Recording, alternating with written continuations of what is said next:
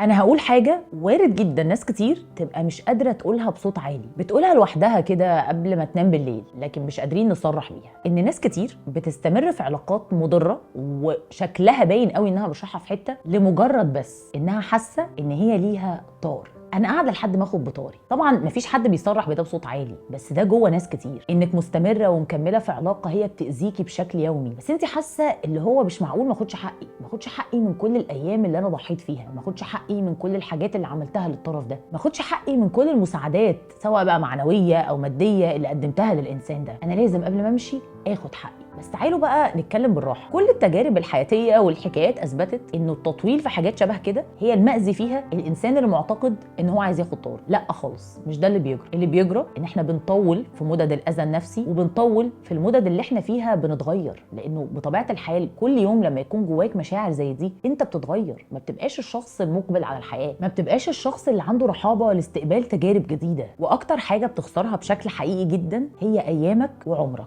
ده نفق مظلم مش رايح بينا في اي مساحه ولا في اي مكان. يا ريت جدا الكلام ده دلوقتي يكون فرق مع حد، ولو حاسين ان هو هيفرق مع حد تاني اتمنى جدا تعملوا له منشن في الكومنتات.